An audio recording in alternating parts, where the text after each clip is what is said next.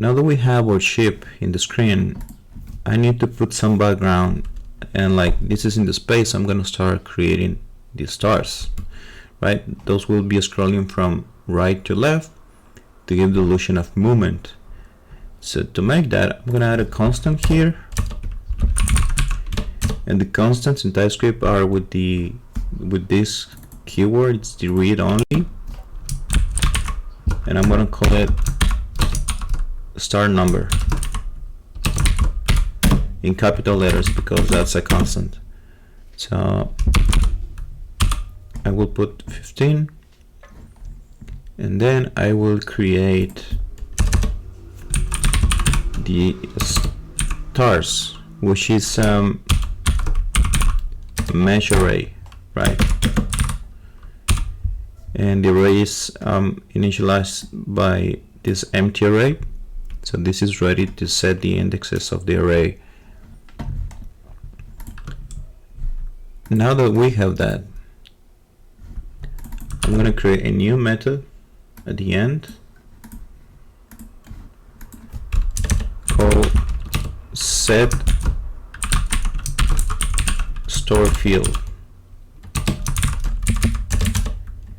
And inside this method, we're going to create all that stuff for the star field. So I need to add material first for the meshes,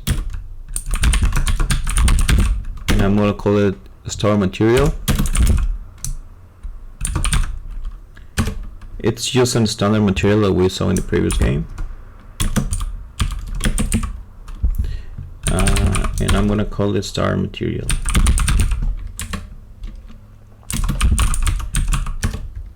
Will be part of this scene, and if this is star material, I'm gonna use an emissive color, right? So in the previous game I was using diffuse color, which was acting against the light, but in this case, like the stars emit some light, I'm not gonna use diffuse color, I'm gonna use emissive color. And this emissive color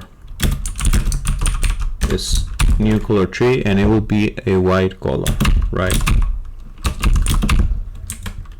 That's it.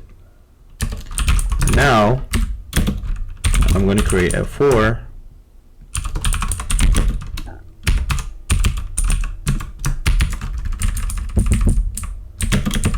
with the number of the star numbers I defined in the beginning.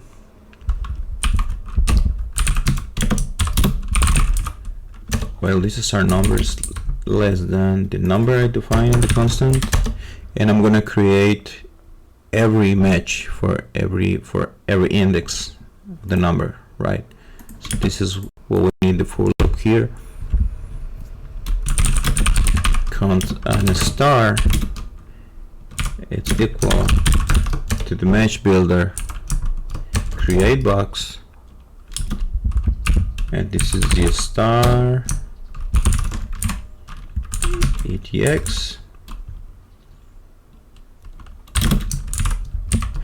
and remember that by default the size of the boxes are 1, but I don't want just big boxes there, I just want a little bit, so I'm going to change the size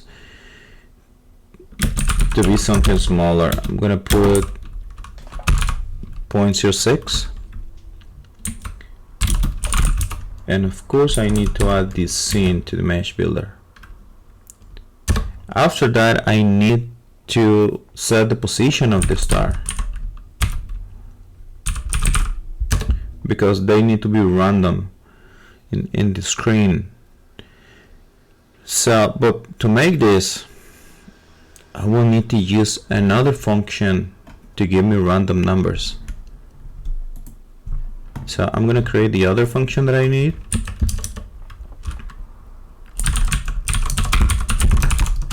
It's the random number, it's the minimum and the maximum that I'm gonna need here. And if mean equals max, then return min, right? But then I need to use a random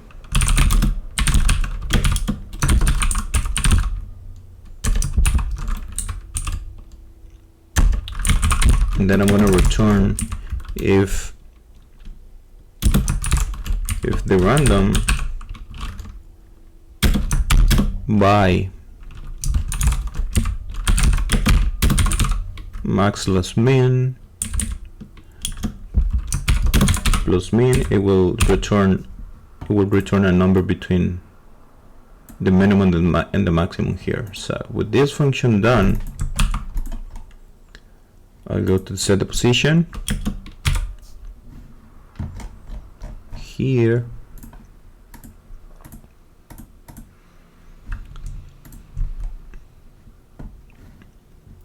and the position is a vector 3. Remember, it's a vector 3, so I'm not using the z axis, so that will be 0, but I will need the x and y axis. So I need this random number, and I want a number between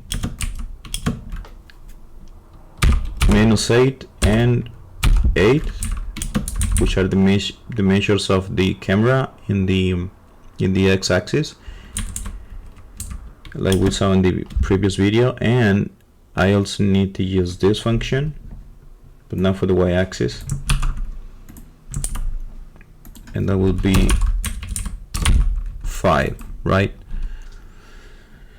So I change the position of the star, so the star dot material equals to star material. This dot stars push, and I'm gonna put the star here, and that's it. With this, we can have our star field already set in this screen. We need to move that, but we're going to do in the next chapter. So at this moment, I need just to call this set star field in the init after I create the after the shape creation. If I save and I start again,